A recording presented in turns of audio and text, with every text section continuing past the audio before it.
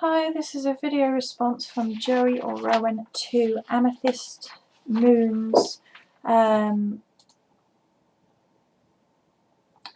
video, where he discusses where he came to know, how he came to know that Hecate was his patron goddess and the experiences that he had with it. Apologies to Amethyst Moon, I meant to do this video yesterday, but I've not been very well with my teeth. I've explained that on other videos if you're interested. So apologies for not getting this done sooner, but I just had to get it done for you today as a response with sharing my experiences of how I came to know who my patron goddess is, who is the Morrigan. The reason I'm doing a video response to Amethyst Moon's Hecate video is I find it really interesting how people experience this. It's a recent experience for me. I'd been practicing for a long time, and I addressed the goddess just as mother. I wasn't specific. I never felt the need to be specific until recently. And as my experiences are recent and new to me, it's relevant to me right now. Excuse me if I have to keep drinking, my throat is sore. I found it really interesting, this video, and and there are similarities in how I came to find out that the Morrigan was my patron goddess, and I had no idea. So, a couple of months ago, I started to whittle. I'm a Virgo, I whittle. Who my patron goddess was, because a lot of people had one patron goddess who they worked with, and I started to feel the need to know who my patron goddess was. Originally I thought it might be someone earth-based, like Gaia or someone like that.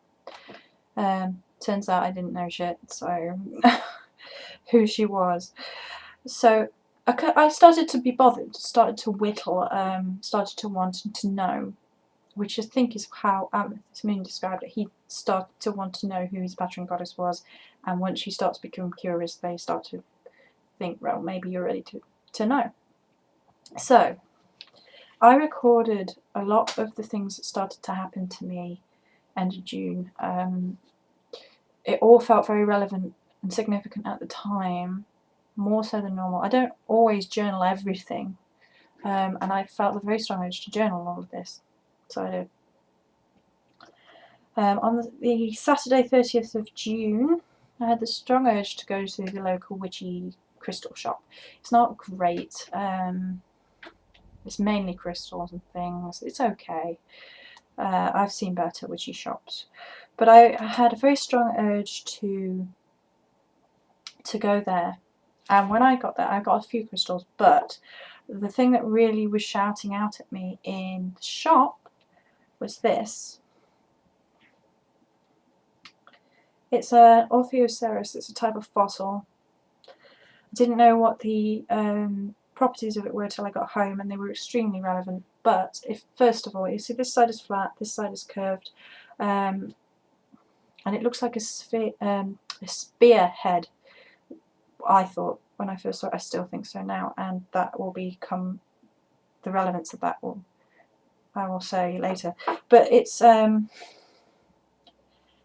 purposes, its properties are for dealing with anxiety, stress, and digestive disorders, all of which were hugely relevant. I had some family drama kick off the same night. That was a little goddess, and basically I needed it. It was sent. 2 days later, I was going to the post office to post a load of parcels, and I saw a crow's feather in the entranceway as I got out of my garden, around the back way. I noticed this crow's feather in the entranceway, in a gateway, in a doorway, and it was like cosmically being punched in the stomach. That sort of, you notice something, and you know there's some significance to it. And I was looking at it, and I was getting a strong protective vibe off it. I had never had any experience like this before. I took a very, very strong feeling that I should pick it up and take it with me. Now, first of all, I wasn't sure about this, and I started to walk away from it, and I just got this feeling like, don't you dare, go pick it up. So turn around, picked it up, put it in my purse carefully. Handbag, really, it's a big bag. And I was very, very careful with it all the way to and from the village, because I had to take parcels out because I was at the post office, and so I was being very careful not to drop it and all the rest of it. So carried it back and came upstairs, and I didn't realise the significance of it at first. Thought maybe it was for my altar. And so I came upstairs, looked in my bag, and it was gone. Looked around the house, couldn't find it, and I was so mad at myself. I thought I'd been trying to be careful with it. Excuse me. And now I've lost it, so I was mad at myself. An hour later, go downstairs. It sat in my porch, despite the fact I'd looked there earlier. So I thought, right, it obviously wants to be in a doorway, in a gateway, as a protective thing. The minute I thought this, I heard a crow call out. Weird. So to this day, it's sat in my porch. Protective crow's feather. It's quite long.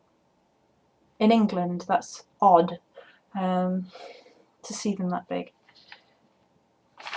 So I wrote all this down, so forgive me if I'm moving through things just to make sure I get them the right way.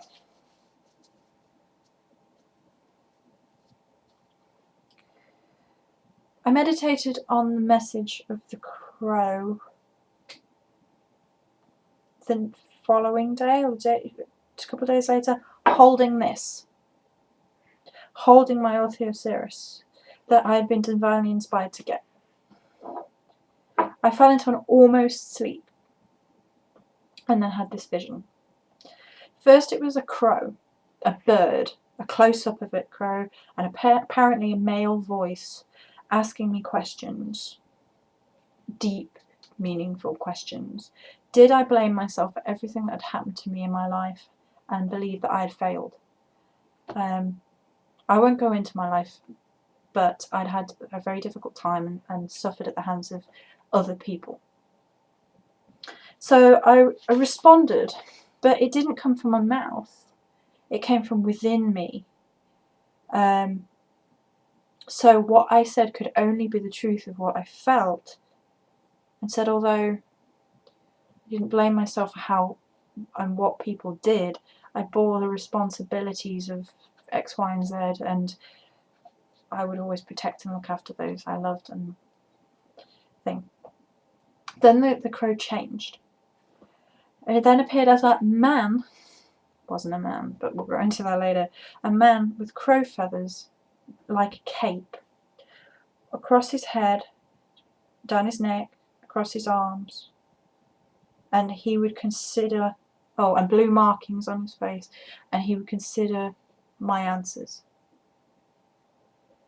As I wrote this experience down, I inadvertently wrote guardian down. Like I didn't write it. I didn't mean to, it just flew. So the feather remained in my porchway. So I think, right. I then went on to my first port of call for Pagan Questions, which is a forum I use, asking people what they thought.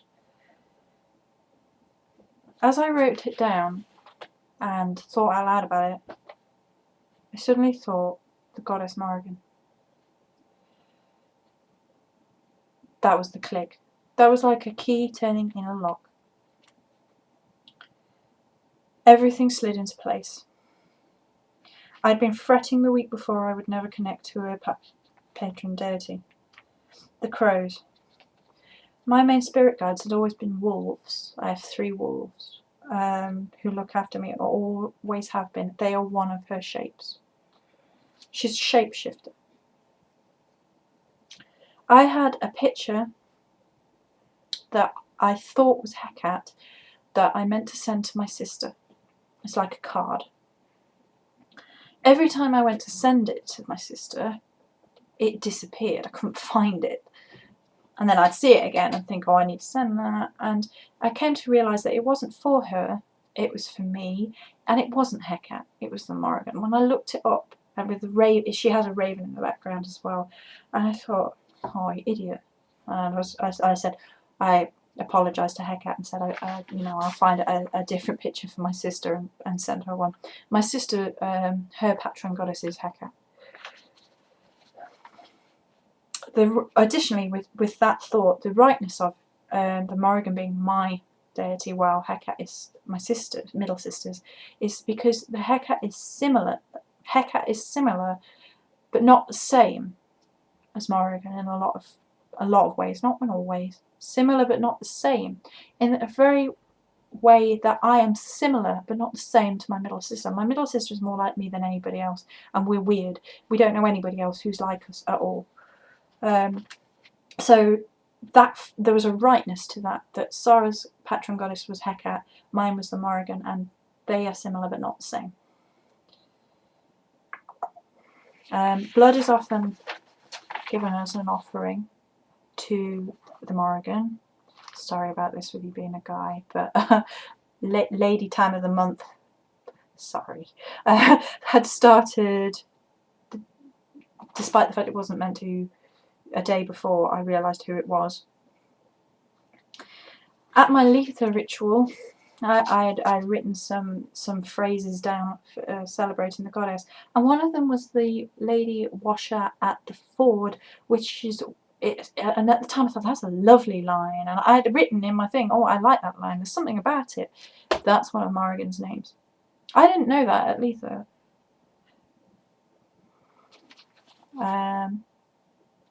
She guards the other world, and hence all the feathers, gateways into other worlds, other realms, feathers, crow's feathers being between doorways. And I'm clairvoyant, so I see the dead. She's the silent watcher. So after I'd done all this research and had written things down, started to think, this could be her. So I sort of said, is it her? I was pretty sure. And I started buzzing with energy. Blue lines, started seeing them. And I was like, ooh. So I went to ground.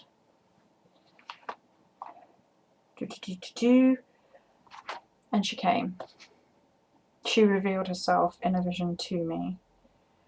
She was beautiful and powerful, long black waves of hair. She had a black goddess symbol and something on the front of her head here. She had black raven feather tattoos across her eyes there, and marks, Celtic marks down her arms. Okay. I realised that the person who I've been praying to my whole life as mother was her. Now, people think of the Morrigan and they think she is just this angry warrior goddess, and it's not true. She has a triple deity correspondences. She has a maiden, mother and crone aspect. She's no nonsense. You don't screw around with her, you show her the respect. I think that's the same with Hecate, you know. She has a dark and a light side, the same as everybody has a dark and a light side. So when she came to me, she said that she had been watching me my whole life. She'd always been there. The Silent Watcher is one of her names. She said that I was one of hers.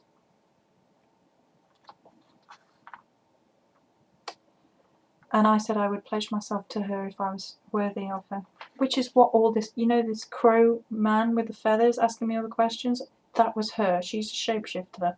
I thought it was a man, it wasn't. She was asking me questions, finalising my answers, deciding if I was worthy of her revealing herself. She chooses you, not the other way around. She said to me in my vision about how I'd acted in past experiences had convinced her of my strength, and my repulsion to a recent violent event had confirmed this in her mind. She would take care of me, guide me, but would brook no laziness. I must embrace all my gifts, get back into some of my independence. I must embrace my writing and pagan path in equal measures, and press forwards, reaffirming my commitment to her every full moon. I had to write my own dedication to her. I'll read that for you in a minute. And every single full moon, if not more often, I would have to reaffirm it. I could dedicate an altar if I wished. I had to give her an offering.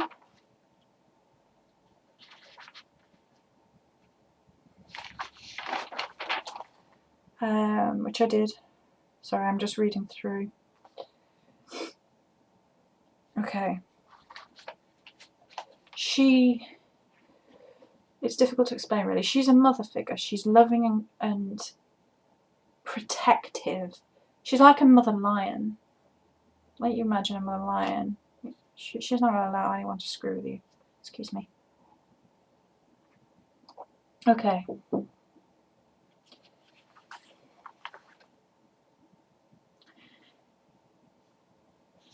Later, I think it was the following morning. Sorry about this again, but I was in the shower and I felt cleansing myself, and I said a small dedication to her as I was doing it, and I got a full-blown vision from doing this. I felt myself being marked by the Morrigan. Blue swirls starting at my fingertips, moving all up my arms and my neck and the side of my face. Blue. And they marked me. Then a goddess symbol on my crown and 2 blue feathers over either side of my eyes that matched hers. So I had been marked as hers for saying this dedication. And I said this dedication as it came to me. I was inspired. I felt the cosmic sort of, it's difficult to explain, but the cosmic click that means this is what I need to say and this is when I need to say it, and so I did. She's everything that I respect in women.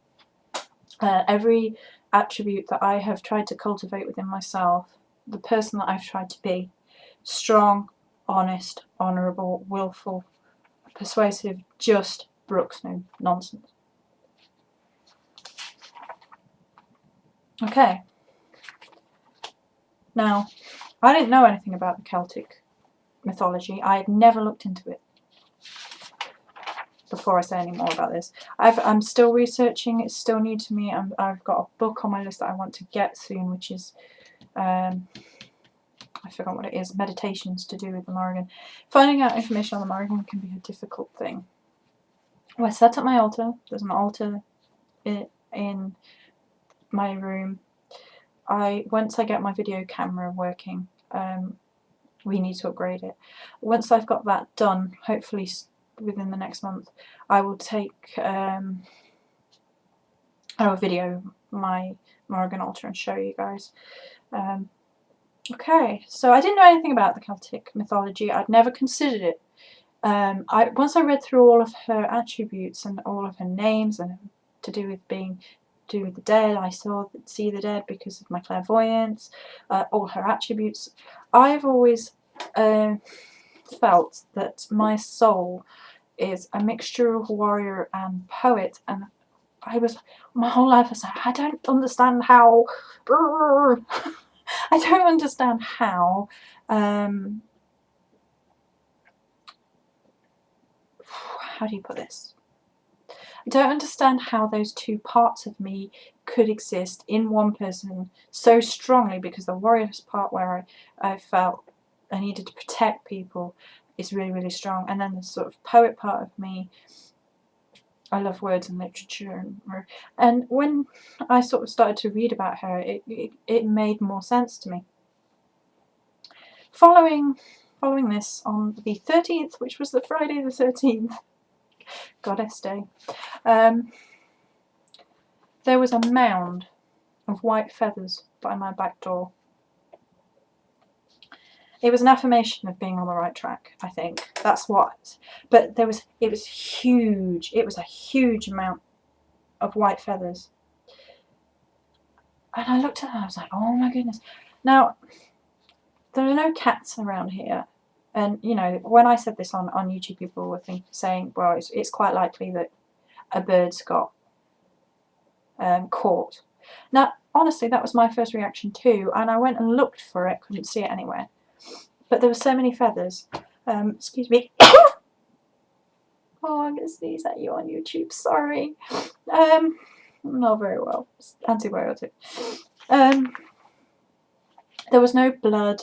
There was no blood whatsoever. There was no like torn bird to suggest that a bird had been attacked there. There was no blood at all. And I went and looked through the bushes to see if, you know, there was nothing. There was just this mound of white feathers.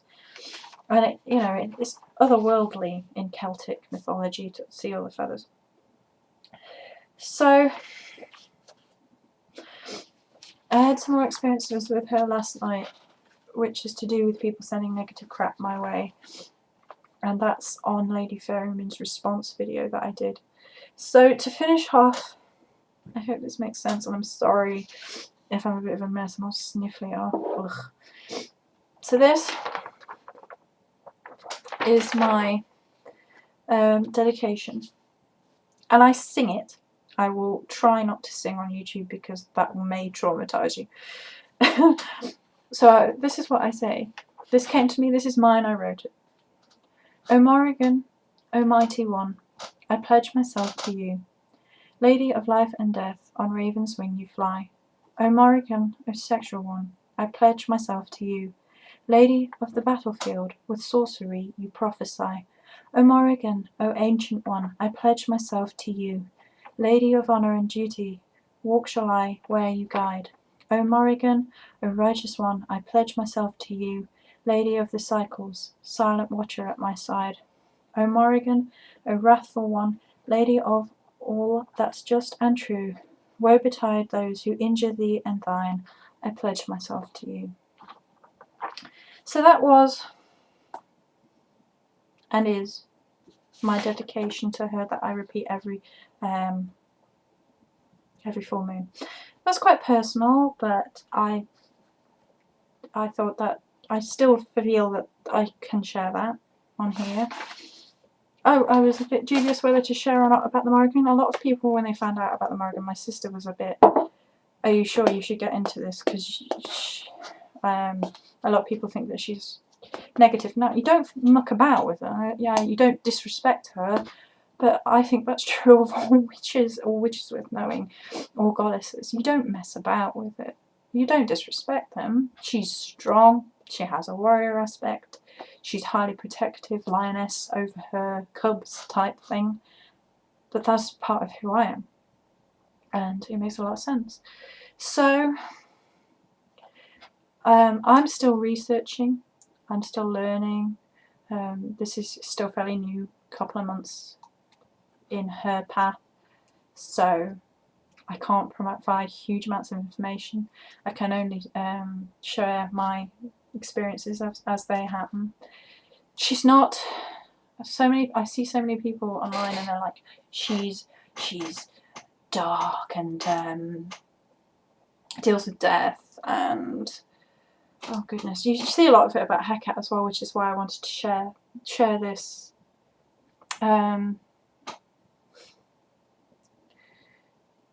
Like this, you know, like you're getting into trouble or negativity if you follow her, and you're not.